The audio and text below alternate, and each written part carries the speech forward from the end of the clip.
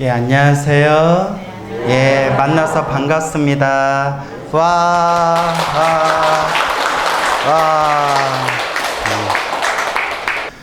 예, 만나서 반갑습니다.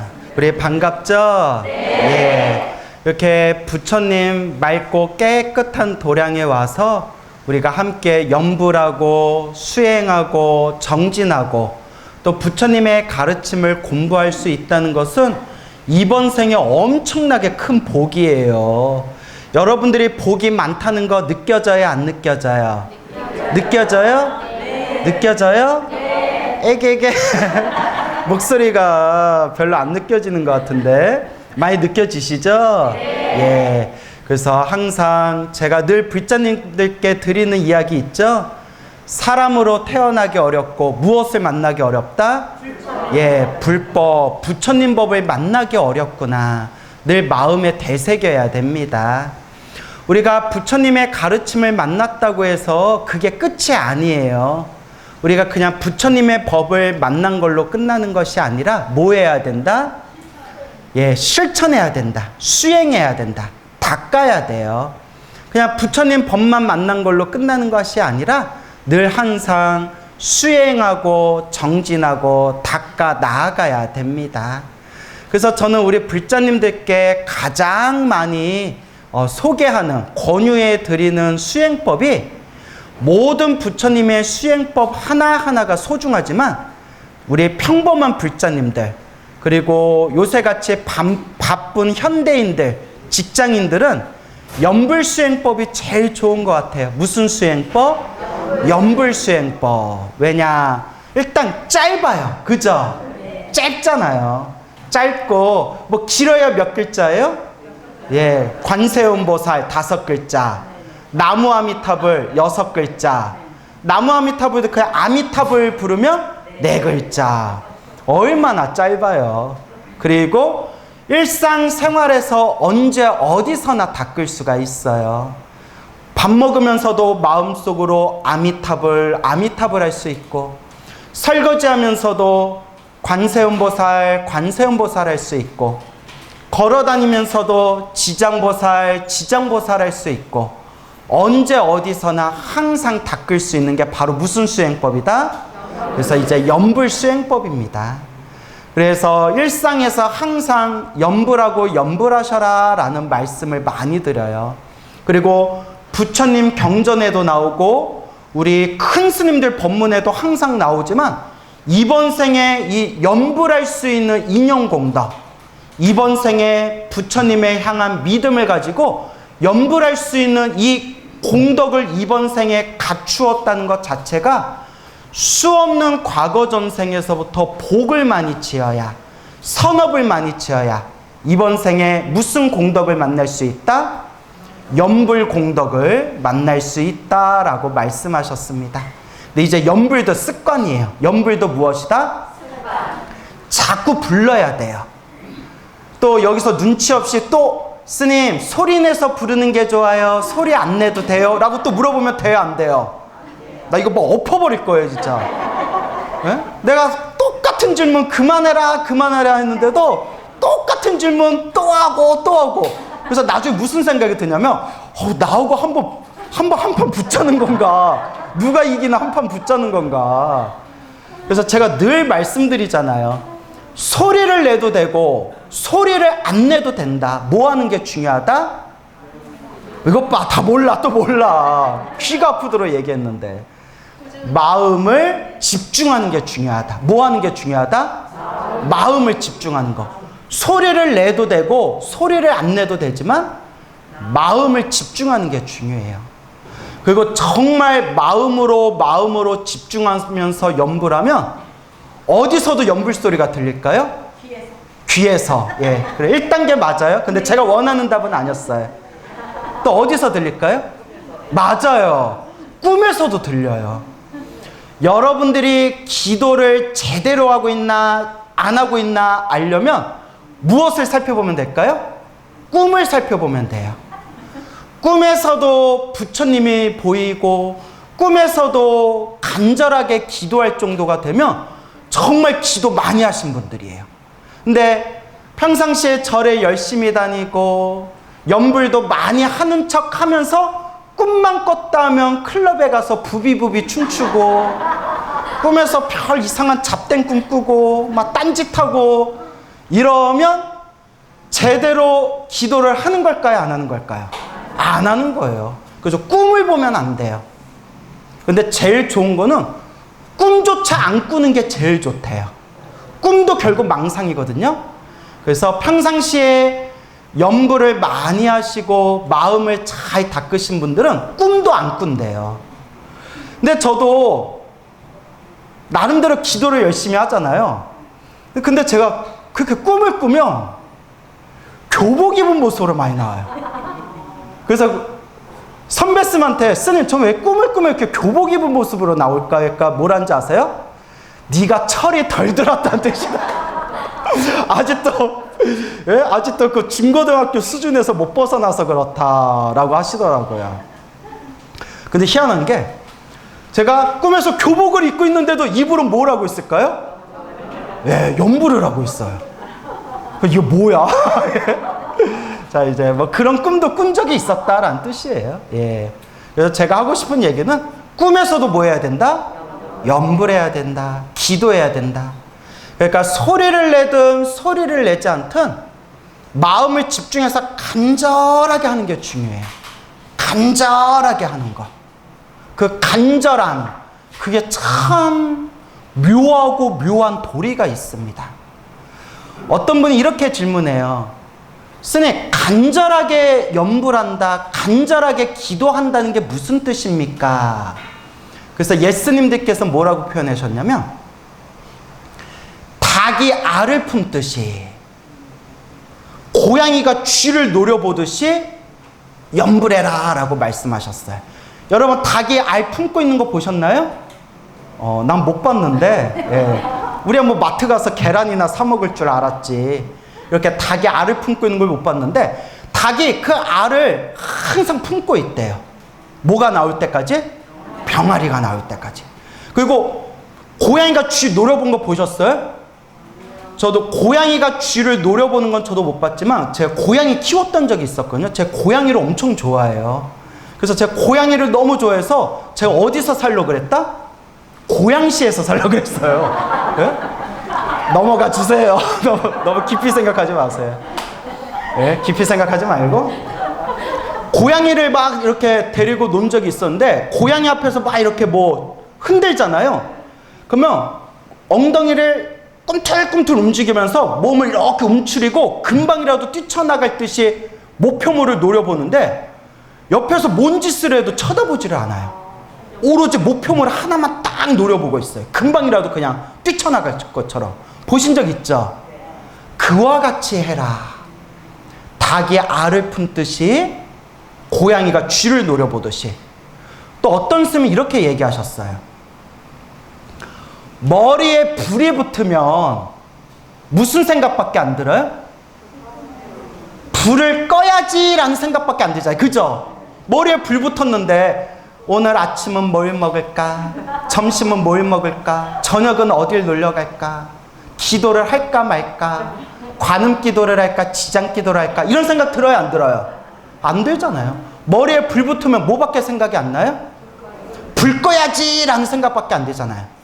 그와 같은 마음, 머리에 불이 붙은 듯이 연불해라 라고 말씀하셨어요. 근데 그런 깊은 간절한 마음이 쉽게 생길까요? 안 생길까요? 그래서 꾸준히 하라는 거예요. 닦고 닦다 보면 점점 저 바다 밑에 밑바닥에 이르듯이 깊고 묘한 경지에 들어갈 수가 있다. 제가 늘 불자님들께 드리는 이야기가 있어요. 무슨 기도가 좋아요? 어떤 기도 해야 돼요? 라는 질문 좀 이제 그만해라. 근데 이제 많이 안 해요. 많이 안 하는데 많이 안 하지만 그래도 그런 질문 하는 분들 간혹 있을까요? 없을까요? 있어요. 그렇다고 또 제가 화내면 돼요? 안 돼요? 이미지 관리해서 광우 스님 뭐 방송으로 볼 때는 사람이 막 서글서글 싱글벙글 하더니 실제로 만나서 질문 던졌더니 승질 더럽게 굴더라. 저 이미지 한 방에 훅 가잖아요. 이제 억지로 웃어요. 네? 억지로 웃으면서. 하지만 목소리는 떨떠름하겠죠. 에휴, 내가 그런 질문 그만하라 했는데 뭐라고 하셨어요? 아니에요. 이러면서. 근데 이제 제가 늘 드리는 얘기가, 어떤 기도를 하든 부처님을 향한 기도는 결국 어떻다? 하나로 통한다. 관세음보살을 부르든 지장보살을 부르든 신묘장구다란이를 외우든 금강경을 기도하든 법화경 독송을 하든 부처님을 향한 기도는 결국 하나로 통해요. 단 뭐가 필요하다고 했죠? 간절함. 어떤 기도를 하든 간절함. 그 마음을 하나로 집중하는 간절함이 중요하다. 제가 항상 불자님들께 늘 귀가 따갑도록 드리는 이야기잖아요. 어떤 기도를 하든 그냥 간절하게 해봐라. 꿈에서도 기도가 이어질 정도로 간절하게 해봐라. 스님, 저 기도 열심히 했는데도 소원 성취가 잘 안 돼요. 기도 열심히 했는데도 힘들고 괴롭고 답답해요. 제가 딱 이렇게 질문해요. 꿈에서도 기도됩니까? 꿈에서는 딴짓하는 것 같아요. 평상시에 낮에 깨어있을 때 기도를 간절하게 하면 어디서도 기도가 이어진다? 꿈에서도 기도가 이어진다. 꿈에서도 기도가 쭉 될 정도로 한번 기도해 봤냐? 왜 자기가 간절하고 정성스럽게 기도 안 해놓고 효과가 있니 없니 그러냐? 라는 말씀을 자주 들어요. 이 자리에 계신 분들한테도 질문하고 싶어요. 저 기도 좀, 연불 좀 열심히 합니다 하는 분들 중에 꿈에서도 됩니까? 이 말씀은 성철 스님이 자주 하던 말씀이었어요.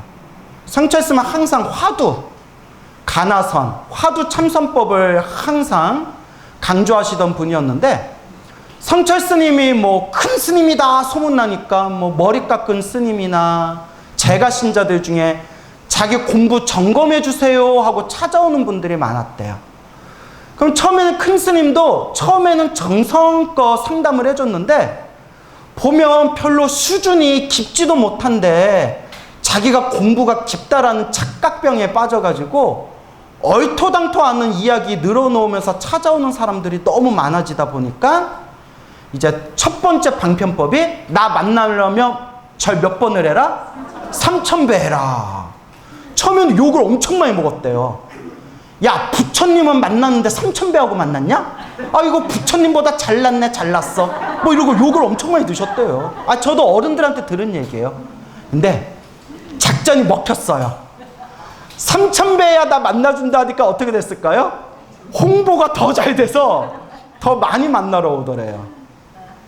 그런데 성철 스님의 방편법을 잘 쓰신 게, 성철 스님 만나서 무언가 질문하려고, 무언가 상담하려고, 답답함을 토로하려고 찾아오신 분들이 성철 스님 만나려고 3000배 하다가 저라는 중간에 마음이 다 정리되더래요. 그래서 스스로 답을 얻고 돌아가신 분도 있고, 어떤 분은 3000배 하면서 답을 얻었는데 그래도 3000배 한 게 아까워서 성철 스님 얼굴 한번 보고 가야겠다, 그렇게 보고 가신 분도 있었는데, 나중에는 신도들이 다리에 허벅지 근육이 탄탄하게 붙어가지고 3000배를 밥 먹듯이 하더래요.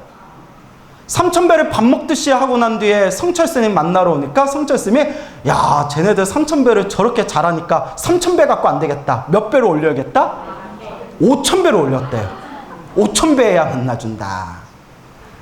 이게 이제 절을 시키는 게 첫 번째 방편법이었고요. 두 번째가 참선 공부하는데 점검받으러 오는, 참선하는 수행자들한테, 성철 스님, 제 공부 점검받으러 왔습니다 하면 딱 한마디 딱 던지셨대요. 꿈에서도 되냐? 어디서도 되냐? 꿈에서도 네 공부가 이어지냐? 자기 자신을 속일 수가 없잖아요. 내가 가만히 생각해보면 답이 나오잖아요.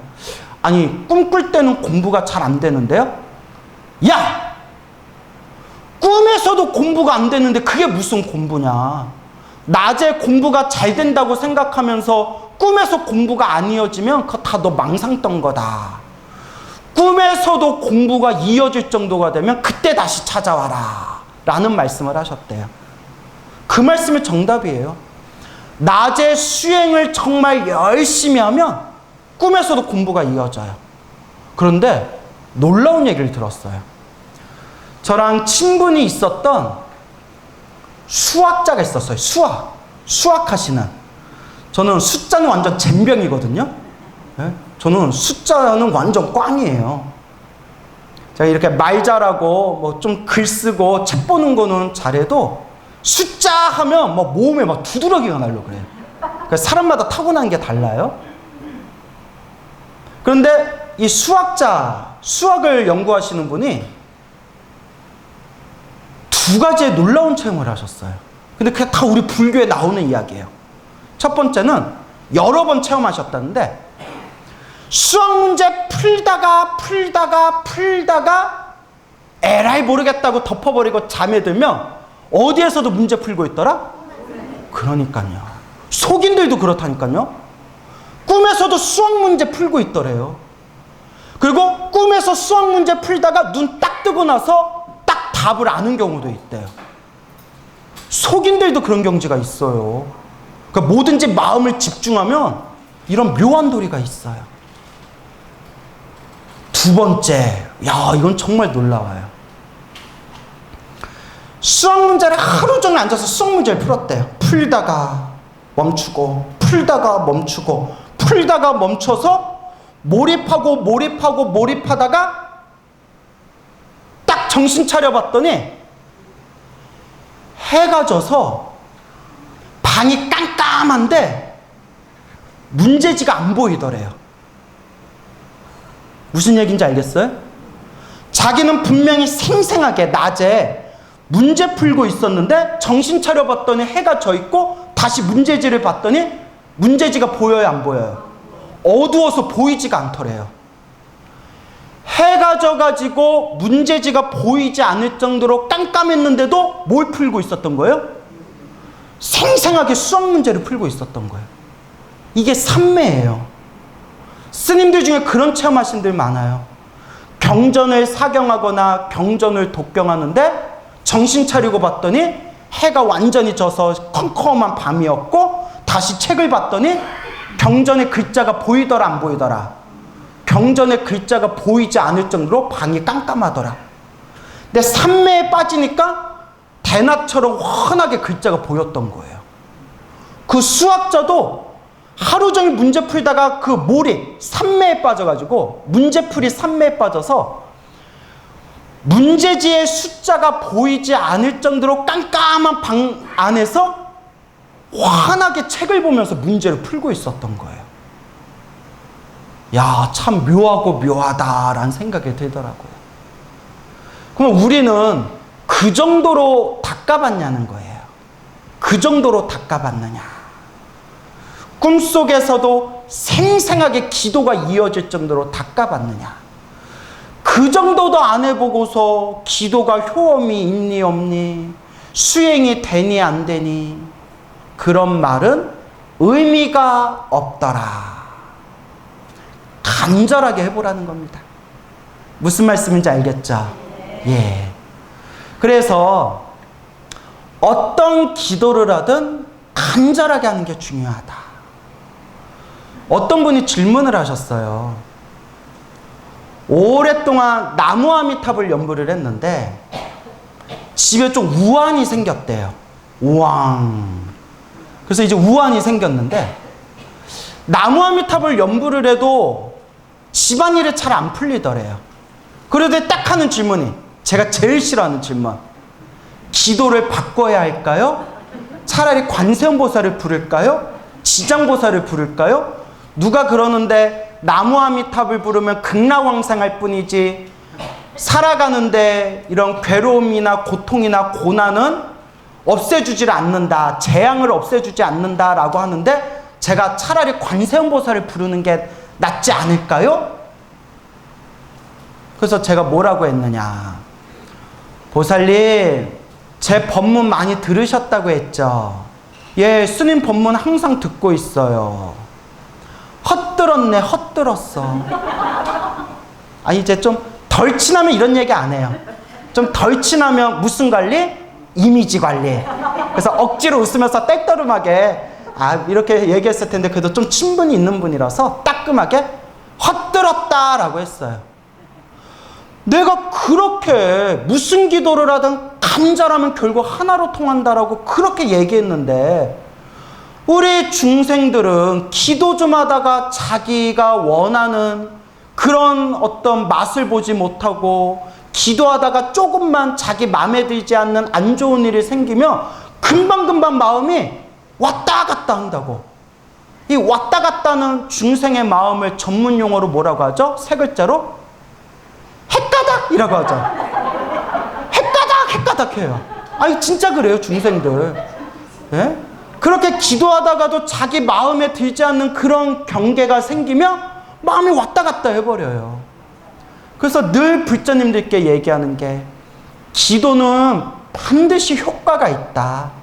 다만 기도를 열심히 했는데도 나쁜 일이 생기는 것은 크게 받을 걸 어떻게 받는 거다?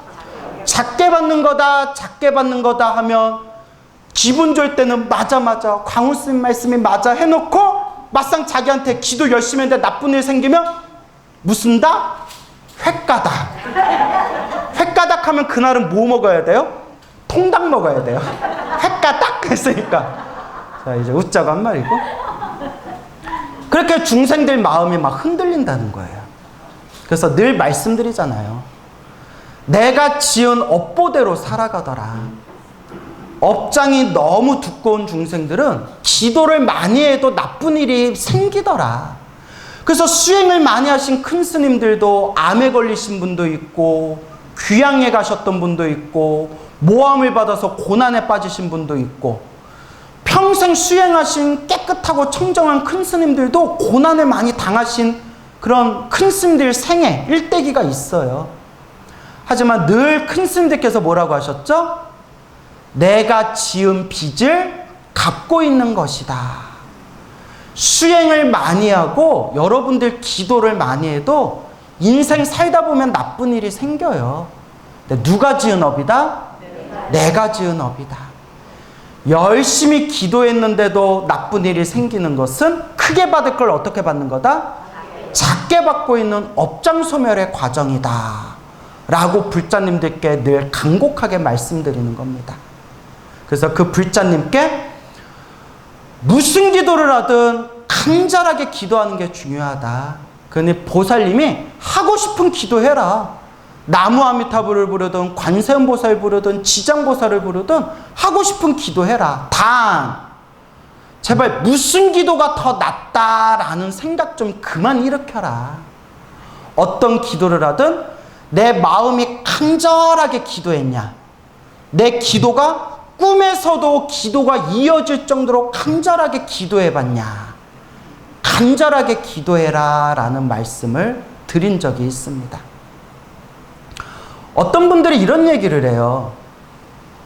극락세계에 태어나려면 나무 아미타불을 부르고 소원 성취를 하려면 관세음보살을 부르고 영가천도 하려면 지장보살을 부르고 지혜 총명을 얻고 싶으면 문수보살을 기도해라. 이런 얘기 들어보셨죠?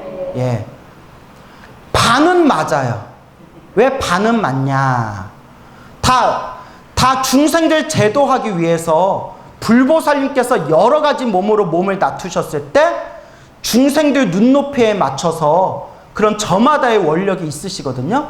예를 들어 아미타 부처님 원력의 특징은 모든 중생 내 이름 10번만이라도 부르면 아주 악한 중생이라 하더라도 내가 절대 버리지 않고 극락세계로 이끌어주겠다. 그리고 약사열애벌, 병고에 빠진 중생이 있어서 내 이름을 부른다면 그 중생을 반드시 병고에서 구해주시겠다. 관세음보살, 대자대비 구고구나. 고통과 어려움에서 반드시 중생을 구제해주겠다. 지장보살, 지옥에 떨어진 중생이 다 해탈하는 그날까지, 지옥이 텅 빌 때까지 나는 성불하지 않겠다. 다 이렇게 중생들 눈높이에 맞춰서 각자의 특화된 원력이 있어요. 그래서 반은 맞다는 거예요. 근데 반은 왜 틀렸냐? 결국 모든 불보살님의 에너지는 하나로 통하기 때문에, 그 하나를 우리 청화 큰 스님 같은 분들이 뭐라고 표현하셨냐면, 따라해보세요. 법신. 깨달음의 몸, 법신 자리. 또 다른 말은 불성의 세계라고 하거든요.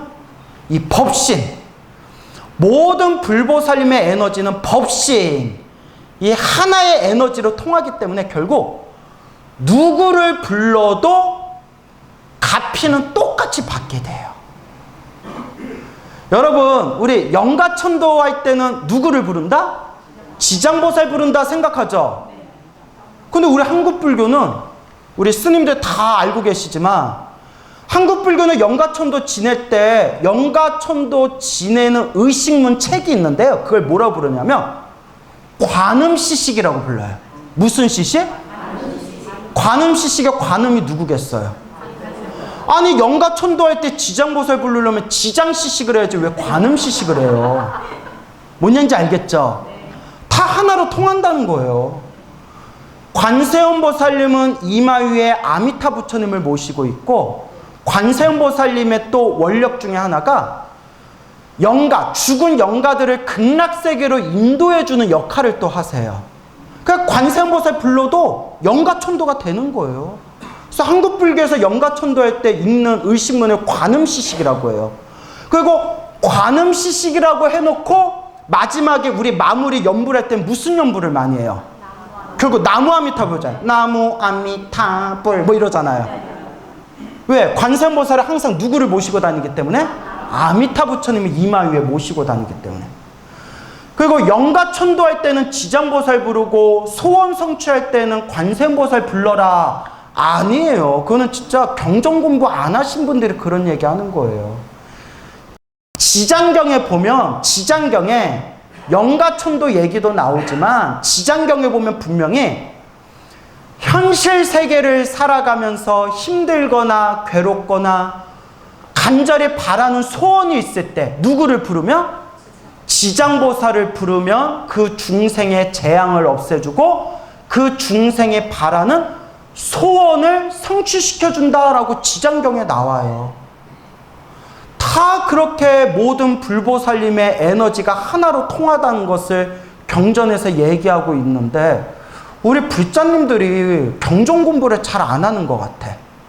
그러니까 자꾸 분별심을 일으켜요. 뭐 할 때는 누구 부르고, 뭐 할 때는 저기 부르고, 뭐 할 때는 저기 찾아가고, 뭐 할 때는 여기 찾아가라. 무슨 베스킨 라빈스 골라먹는 재미가 있어요? 뭐 쏙쏙 골라먹는 거예요?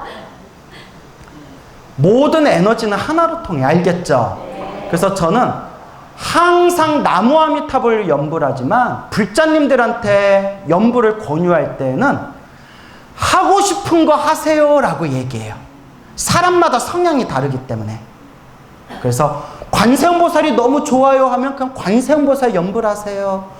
스님, 저는 지장보살이 너무 좋아요. 그럼 지장보살 연불하세요. 항상 간곡하게 권유해요. 하시고 싶은 거 해라. 다만 결국 우리 불자들이 가야 할 마지막 최고의 성불대학교는 나무 아미타불 극락세계입니다 라는 걸 항상 제가 권유를 드리죠. 하지만 일단은 자기가 하고 싶은 거 해라. 결국 불보살님의 에너지는 하나로 통하게 된다. 그래서 많은 분들이 나무 아미타불 부르면 현실 세계 속에서 소원을 성취하거나 재앙을 소멸하는 에너지는 약하고 죽은 뒤에 극락세계에 태어날 때 나무 아미타불 부르는 거다라고 착각하는 분들이 있다고 했잖아요. 전혀 아니에요. 우리나라는 유독 나무 아미타불 연불 신앙이 좀 약한 편이에요. 그래서 우리 청화 큰 스님께서도 나무 아미타불 연불선을 세상에 널리 펼치실 때 오해도 많이 받으시고 심지어 비난받으신 적도 있었고, 그리고 저 같은 경우에도 우리 불자님들한테 나름대로 체험하고 느낀 바가 있어서 나무 아미타불, 나무 아미타불, 우리가 가야 할 최고의 세계는 극락세계입니다. 항상 이렇게 간곡하게 권유하거든요. 근데 중국이나 대만은 나무 아미타불 연불신앙이 굉장히 강해요. 거의 불자의 8, 90%가 다 나무 아미타불 부른다 해도 과언이 아니에요. 심지어 대만 사람들은 통화할 때 불자들은 우리 여러분 따르릉 하고 전화 받을 때 뭐라고 하세요? 여보세요 이러잖아요. 한글 처음 배운 사람들이, 외국 사람들이 여보세요 하면 뭐라 하는지 아세요? 저 당신 여보 아니에요 이런데요. 여보 이러니까. 근데 대만에서 뭐라고 하냐? 아미타퍼 이런데요. 어미타퍼 이런데요. 아미타불 하면서 받는데요. 연불 한번 소리내어 불러도 그 헤아릴 수 없는 공덕을 받는데 항상 그 연불 습관이 되도록 따르릉 하면 아미타퍼 이렇게 불자들을 인사한대요. 얼마나 멋져요. 멋지죠? 그래서 저도 몇 번 해본 적 있어요.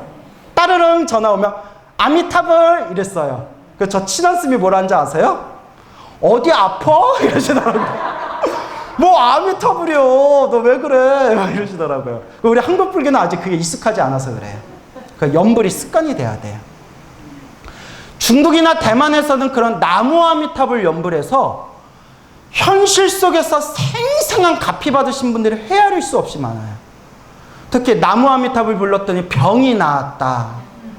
나무 아미타불 불렀더니 정말 큰 고난이 있었는데 그 고난이 해결되었다. 나무 아미타불 연불 불러가지고 아주 급박한 상황 속에서 목숨을 구했다. 나무 아미타불 연불해가지고 가피 받은 분들의 헤아릴 수 없이 많아요. 그래서 중국 불교, 대만 불교에서는 아미타불 부를까 관세음보살 부를까 크게 헷갈려 하지 않는데요.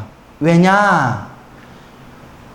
관세음보살 부르고 싶은 사람들은 관세음보살 부르되 뭐라고 가르치냐면 관세음보살은 이마 위에 항상 누구를 모시고 다니기 때문에 아미타 부처님을 모시고 다니기 때문에 아미타불 부르면 누가 알아서 따라다닌다? 관세음보살이 알아서 따라다닌다. 이런 걸 다 교육받는데요. 그러니까 우리나라처럼 아미타불 부를까? 관세음보살 부를까? 지장보살 부를까? 이렇게 헷갈려 하지 않아요. 중요한 것은 그 간절한 마음이 중요해요.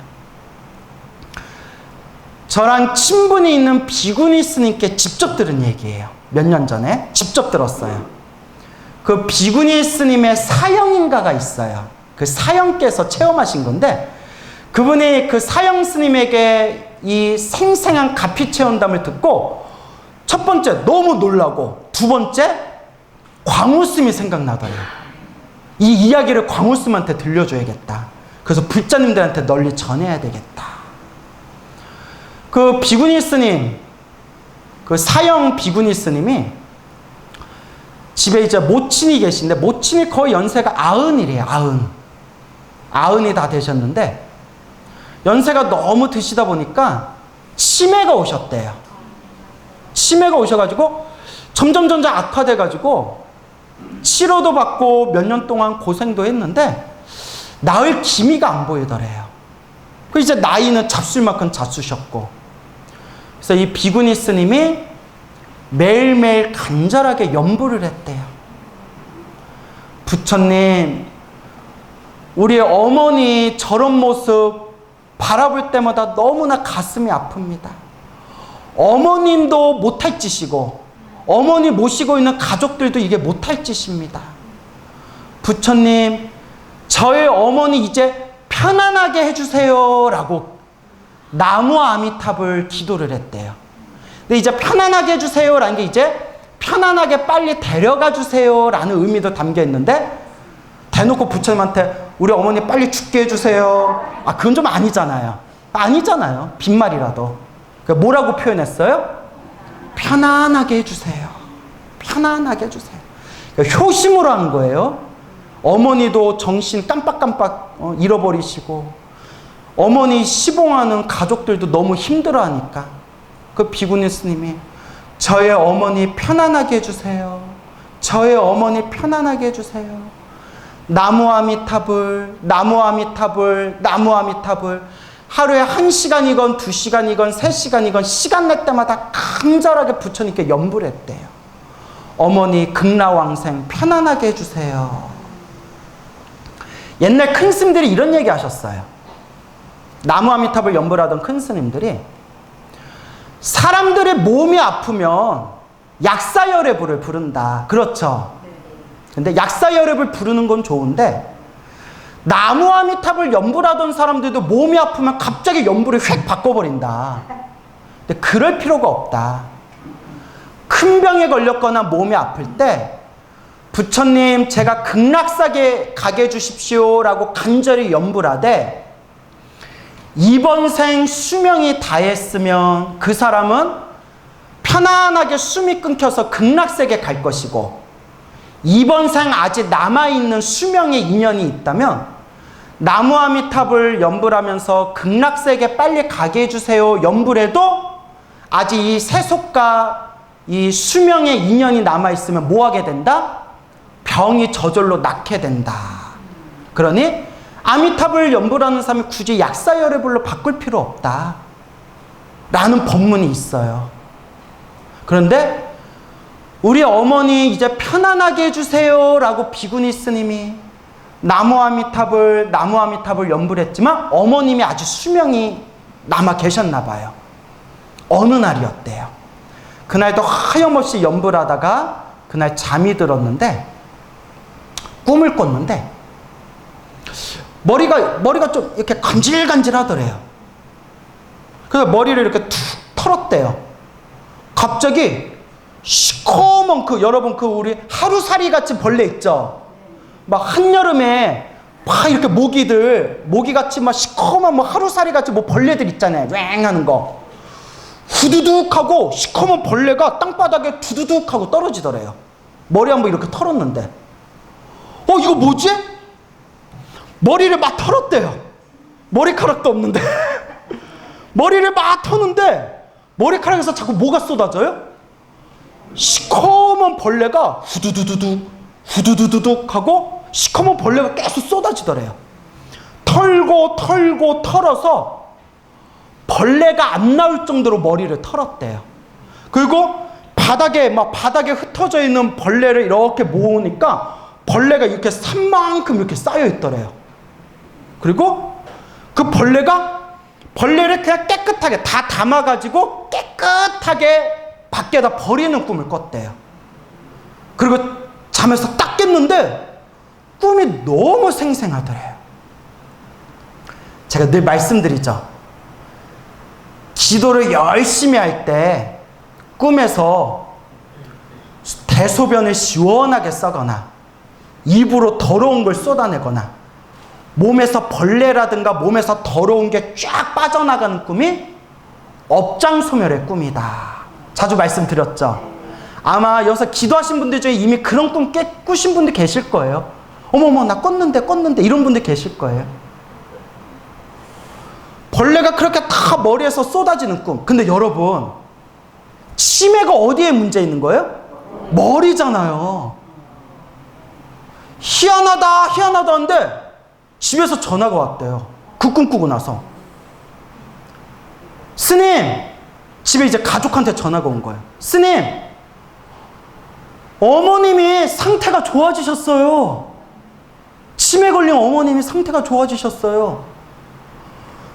그 꿈을 꾸고 난 뒤에 점점 호전되시고 머리가 맑아지시더니 치매가 사라지셨대요. 믿습니까, 여러분? 예. 와. 이게 현세가피라는 거예요. 따라서 현세가피. 현재 세상에서 가피 받은 거예요. 무엇을 불렀는데? 나무 아미타불 불러도 그렇다는 거예요. 나무 아미타불을 불러도. 이 염불은 현세가피가 있다. 그래서 우리 불자님들께 늘 드리는 이야기가 있어요. 늘 염불하고 염불하세요. 늘 염불하고 염불하세요. 특히 나이 들고 연세 들을수록 입 딱 다물고 뭐만 하세요? 염불하세요. 바깥에 바깥에서는 이런 말이 유행이래요. 나이 들수록 입을 다물고 지갑을 열어라. 그 얘기 들으셨죠? 근데 저는 그걸 좀 다르게 저는 불자님들께 말씀드려요. 뭐 지갑 열고 안 열고는 뭐 본인 일이고, 나이 들을수록 입은 다물고 뭐는 열어라? 연부를 열어라. 항상 연부를 챙겨라. 나이 들수록. 제가 얼마 전에 놀라운 얘기를 들었어요. 우리나라 유명한 불교 호스피스 요양원 중에 그 정토마을이라고 있어요. 들어보셨죠? 오래전에 그 정토마을에 계시던 스님께서 당신이 목격하고 생생하게 체험하신 거래요. 그때 정토마을에 불교 호스피스 요양원에 이제 나라에서 지원도 받잖아요. 갈 곳 없고 힘들고 괴로우신 분들을 이렇게 요양원에서 이제 받아주신대요. 나라에서 이제 지원받고. 어느 할머니가 오셨는데 완전 중환자, 도저히 병원에서 손 쓸 수 없을 정도로 시한부 인생 할머니가 오셨대요. 할머니가 이제 오셨는데 그 할머니가 자세한 얘기는 알 수 없지만 살아오신 삶이 참 고난이 많으셨던 것 같아요. 오래전 얘기인데 그 할머니께서 글을 몰라요. 한글을 몰라요. 옛날 우리 할머니들 중에 그런 분이 많으셨잖아요. 농사 짓고 일하시느라 글 공부 놓친 적 있잖아요. 글도 모르고 절에도 안 다녀봤대요. 불교가 뭔지도 몰라요. 하지만 기본적으로 우리 한국인, 특히 옛 9세대, 옛날 세대 우리 노보살님들은 절에 안 다녀도 기본적으로 불심이라는 DNA가 있어요. 그 불교를 친숙하게 생각하는 그 에너지가 있어요. 너무 힘들고 괴로울 때 어느 스님이 요양원에 오셔서 그 할머니한테, 할머니 많이 힘드시죠? 오직 나무 아미타불만 부르십시오. 오직 다 필요 없습니다. 아무것도 필요 없습니다. 뭐 글을 모르니까 뭐 경전을 보라고 하겠어요? 사경을 하라고 했어요? 천수경을 외우라고 하겠어요? 그 앞으로서 누운 분한테 딱 뭐만 부르십시오? 나무 아미타불만 부르십시오. 나무 아미타불도 힘들면 그냥 아미타불 네 글자만 부르십시오. 할머니가 가슴에 딱 꽂힌 거예요. 근데 여러분 이거는 성근이에요. 뭐라고요? 착할 선, 뿌리근. 착한 뿌리. 업장이 두꺼운 사람은 백날 연불하라고 해도 귓등으로 흘려버려요. 연불하세요, 연불하세요. 니나 잘하세요, 니나 잘하세요. 이래요. 아 진짜 그래요. 성근이 있어야 내가 연불해야 되겠구나 라는 마음도 일으킬 수 있는 거예요. 하염없이 연불했대요. 하염없이 연불했는데 너무나 몸 상태가 안 좋아서 뼈가 다 뒤틀리시더래요. 뼈가 다 막 뒤틀리고 뭐 온몸에 뼈가 뒤틀리고 똑바로 반듯하게 눕지 못할 정도로 몸에 막 욕창이 생기더래요. 요양원 봉사자들이 관리해드려도 막 혈액순환이 안 되고 막 피부가 썩어가는 거예요. 그 썩는 냄새가 진동을 해가지고 봉사자들도 그 할머니가 누워 계시는 병실에 들어가기가 힘들 정도였대요. 막 썩는 냄새가 진동을 해서 욕창에서. 그 와중에서도 항상 아미타불 연불하시는데 나중에는 돌아가시기 며칠 전에는 입술조차 움직일 힘이 없으셔가지고 염주만 달그락 돌리셨대요. 염주만. 여러분, 저도 몸이 아파봤을 때 연불해봤지만 몸이 아플 때 연불하는 거는 굉장한 정신력이 있어야 돼요. 너무 몸이 아프면 연불하다가도 에라이 모르겠다, 나 죽겠다.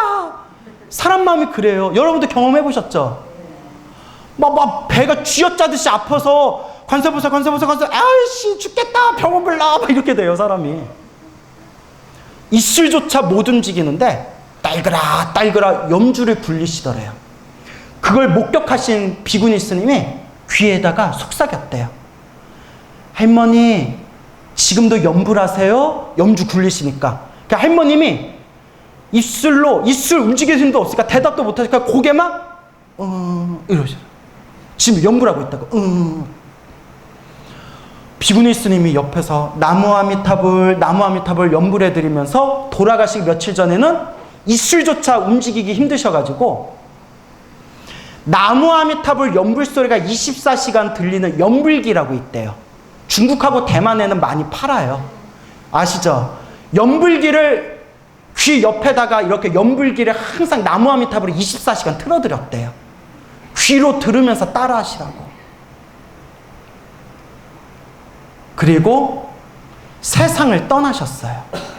세상을 떠나셨는데 비구니 스님 하신 말씀이 생생하게 아직도 기억나신대요. 몇 호실 그 할머니가 숨을 거두셨습니다. 한밤중이었대요. 새벽에. 그 소리 듣자마자 비구니 스님이 딱 그 할머니 계신 떠나셨구나 하고 병실문을 딱 열고 들어가는데 은은하게 연불기에서 나무 아미타불 나무 아미타불 하고 소리가 들리는데 문을 여는 순간 아직도 생생하게 기억난대요. 할머니가 누워 계시는 병실에 달빛처럼 묘한 광명이 있더래요. 아직도 잊혀지지가 않는데요. 묘한 광명이 싹 펼쳐지는데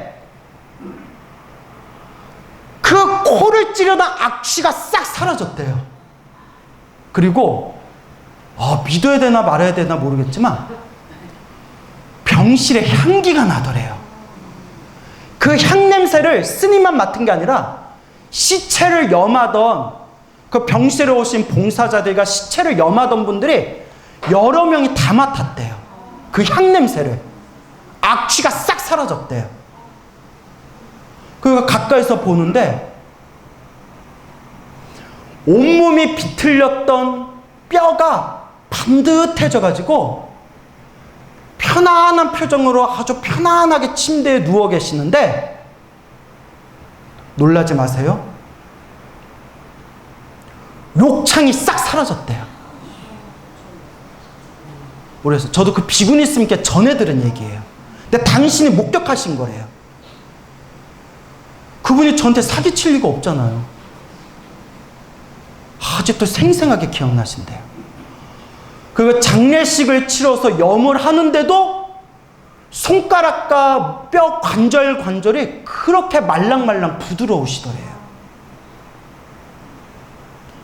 이게 염불공덕이구나. 이게 염불공덕이구나.